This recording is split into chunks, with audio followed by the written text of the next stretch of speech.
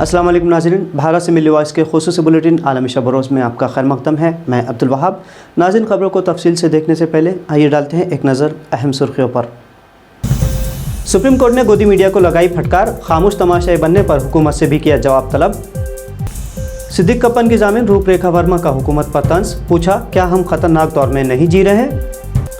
Jailer को धमकी देने के इल्ज़ाम में उत्तर प्रदेश के कायद मुख्तार अंसारी को 7 साल कैद की सज़ा। कांग्रेस पार्टी ने सावरकर को किया तस्लीम। केरला में कांग्रेस की भारत जोड़ो यात्रा के पोस्टर में सावरकर को बताया गया मुजाहिद आज़ादी। और कांग्रेस में इख्तिदार की भूख, राजस्थान के वज़ीर आला अशोक गहलोत कांग्रेस के सदारती इलेक्शन लड़ने तैयार।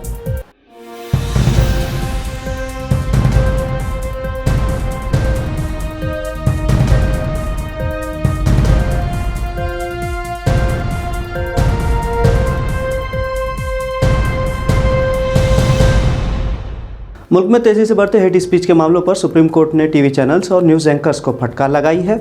अदालत ने टीवी को इश्तियाल अंगेज़ बयानबाजी का प्लेटफॉर्म बताते हुए हुकूमत को भी खामोश तमाशाई बने रहने पर फटकार लगाई। अदालत उस्मान ने वाज़ेह तौर पर कहा कि हेट स्पीच और इश्तियाल अंगेज़ बयानात का स्टेज बन चुकी टीवी का तखरीबी सियासत करने वाले लोग फ़ायदा उठा रहे हैं। नफरत आमेज़ बयानात के खिलाफ गुज़िश्ता साल से दाखिल करदा अर्जियों पर समाअत के दौरान जस्टिस KM जोसेफ ने कहा कि आजकल टीवी इश्तियाल अंगेज़ बयानबाजी का प्लेटफॉर्म बन गया है। एंकर की जिम्मेदारी है कि बहस में कोई इश्तियाल अंगेज़ बयानबाजी ना हो। प्रेस की आज़ादी अहमियत रखती है, लेकिन बगैर रेगुलेशन के टीवी चैनल हेट स्पीच का जरिया बन चुके हैं। सुप्रीम कोर्ट ने टीवी चैनलों को जमकर फटकार लगाने के साथ ही मरकज़ी हुकूमत से भी सवाल किया है। अदालत ने कहा कि हुकूमत को ऐसे मामलों पर मनफी रुख नहीं अपनाना चाहिए, बल्कि कोर्ट की मदद करनी चाहिए। लखनऊ यूनिवर्सिटी की साबिक वाइस चांसलर रूपरेखा वर्मा ने जेल में बंद केरला के सहाफ़ी सिद्दीक कप्पन की जामीन बनकर लोगों के सामने एक बेहतरीन मिसाल पेश की है और अब वो सुर्खियों में है। 79 साला रूपरेखा वर्मा हालांकि अपने इस अमल को बहुत ज़्यादा बड़ा नहीं मान रही। उन्होंने न्यूज़ पोर्टल thenewsmints.com से बात करते हुए कहा कि मैं कोई बड़ी मदद नहीं कर रही। कप्पन को अभी भी अपना मुकदमा लड़ना है। अगर एक शख्स की ज़मानत के लिए खड़े होने को जुर्रत के तौर पर देखा जा रहा है तो क्या हम एक खौफनाक दौर में नहीं जी रहे। दरअसल सिद्दीक कप्पन को गुज़िश्ता 9 सितंबर को ही ज़मानत मिल गई थी। इसके बावजूद उनकी रिहाई का रास्ता हमवार नहीं हो पा रहा था, क्योंकि ज़मानत की शर्त के लिए उत्तर प्रदेश के 2 बाशिंदे बतौर जामीन दरकार थे और योगी हुकूमत में कोई भी इसके लिए खड़ा नहीं दिखाई दे रहा था। यही वजह है कि रूपरेखा वर्मा के अमल को लोग जुर्रत ठहरा रहे हैं और उनकी तारीफ़ भी कर रहे हैं। वैसे रूपरेखा वर्मा ने टाइम्स ऑफ इंडिया से बात करते हुए ज़रूर कहा था कि मैं सिद्दीक कप्पन के मामले में पूरी तरह तो नहीं जानती, लेकिन ऐसा लगता है कि कुछ बोलना संगीन जुर्म हो गया है। इधर निचली अदालत के फैसले को खारिज करते हुए इलाहाबाद हाई कोर्ट की लखनऊ बेंच ने बूथ को शहसोर लीडर साबिक MLA मुख्तार अंसारी को जेलर को जान से मारने की धमकी देने के मामले में 7 साल की कैद और 37,000 रुपये माली जुर्माना अदा करने की सज़ा सुनाई है। जस्टिस दिनेश कुमार सिंह की सिंगल बेंच ने जेलर को जान से मारने की धमकी देने का खाती करार दिया है। जेलर ने साबिक MLA के खिलाफ आलमबाग पुलिस स्टेशन में जान से मारने की धमकी देने का मुकदमा खारिज कराया था, जिसे अदालत ने सही करार दिया है। काबिल ज़िक्र है कि साल 2003 में उस वक्त के जेलर SK अवस्थी ने मुख्तार पर धमकी देने का इल्ज़ाम लगाते हुए FIR दर्ज करवाई थी। अवस्थी की जानिब से दर्ज कराई गई FIR के मुताबिक जेल में मुख्तार अंसारी से मिलने आए अफराद की तलाशी लेने की हिदायत देने पर उन्हें जान से मारने की धमकी दी गई थी। इतना ही नहीं, मुख्तार अंसारी ने जेलर के साथ गाली गलौज करते हुए उन पर पिस्तौल तान दी थी। हालांकि एक स्पेशल अदालत ने शवाहिद की कमी की वजह से मुख्तार को बरी करार दिया था, जिसके बाद रियासती हुकूमत ने निचली अदालत के उस फैसले को हाई कोर्ट में नज़रसानी की अपील दाखिल की थी। कांग्रेस पार्टी की भारत जोड़ो यात्रा में एक नई चीज़ दिखाई दी, जिसे देखकर न सिर्फ कांग्रेस के हामी बल्कि उसके मुखालिफिन भी दंग रह गए। भारत जोड़ो यात्रा सीनियर लीडर राहुल गांधी की क़यादत में केरला में जारी है।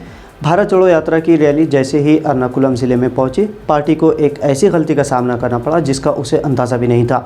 यात्रा के एक पोस्टर में सावरकर की तस्वीर देखकर मुजाहिदीन आज़ादी के साथ लगी हुई थी। वाज़ेह है कि कांग्रेस ने कभी भी सावरकर को तस्लीम नहीं किया है और हमेशा उन्हें अंग्रेज़ों से लड़ने के बजाय उनसे माफ़ी मांगने वाला करार दिया है। ये पोस्टर जैसे ही सोशल मीडिया पर वायरल हुआ, बीजेपी IT सेल ने उसे उचक लिया। बीजेपी IT सेल के सरबराह अमित मालवीय ने बैनर की तस्वीर ट्वीट करते हुए राहुल गांधी पर तंज किया कि देर से ही सही राहुल गांधी को सावरकर की अहमियत का अंदाज़ा हो गया है। कांग्रेस के सदारती इलेक्शन लड़ने का वाज़ेह इशारा देते हुए चीफ मिनिस्टर राजस्थान अशोक गहलोत ने बुध के दिन कहा है कि अगर उनकी पार्टी चाहे तो वो अपनी नामजदगी दाखिल करेंगे और उन्हें दी जाने वाली कोई भी जिम्मेदारी निभाएंगे। उन्होंने कोची यानी केरला जाने से कबल कहा कि वो राहुल गांधी को पार्टी के हाईकमान पर संभालने के लिए कायल करने की एक आखिरी कोशिश कर रहे हैं। जयपुर से नई दिल्ली आने के बाद मीडिया नुमाइंदों से बातचीत में अशोक गहलोत ने कहा कि वो ऐसा फैसला करेंगे जिससे कांग्रेस मुस्तहकम हो। उन्होंने कहा कि पार्टी और हाईकमान ने उन्हें सब कुछ दिया है, वो 40 से 50 सालों से ओहदे पर रहे हैं और ये ओहदा उनके लिए कोई माने नहीं रखता और ये कि उन्हें दी जाने वाली कोई भी जिम्मेदारी वो आसानी से निभाएंगे। गहलोत ने यह भी कहा है कि वो न सिर्फ गांधी खानदान बल्कि कई कांग्रेस वर्कर्स को उन पर भरोसा है। गहलोत पार्टी सदस्य सोनिया गांधी से मुलाकात के लिए दिल्ली आए हुए थे। कर्नाटक में बदउनवानी से आजिज अवाम की बेदारी के लिए हुक्मरान बीजेपी हुकूमत पर अपने हमलों में कांग्रेस ने शिद्दत लाई है। प्रदेश कांग्रेस ने पूरे बेंगलोर में चीफ मिनिस्टर बसवराज बोम्मई की शक्ल और उन पर एक QR कोड के साथ PCM के पोस्टर्स लगा दिए हैं। QR कोड को 40% सरकार के नाम से तैयार की गई वेबसाइट पर ले जाया जाएगा, जिसे हाल ही में कांग्रेस ने शहरियों को बीजेपी हुकूमत की बदउनवानियों के खिलाफ शिकायत दर्ज कराने के लिए बनाया था। पोस्टर्स इस बात को उजागर करने के लिए बनाए गए हैं कि मौजूदा बीजेपी हुकूमत में किस तरह 40% कमीशन की शरह मामूल की बात बन चुकी है। तो नाज़रीन, मिल्ली वॉइस के आलमी शब-रोज़ बुलेटिन में आज इतना ही। मज़ीद खबरों के लिए मिल्ली वॉइस चैनल को सब्सक्राइब करना ना भूलें। अब अब्दुल वहाब को इजाज़त दीजिए। अल्लाह हाफ़िज़।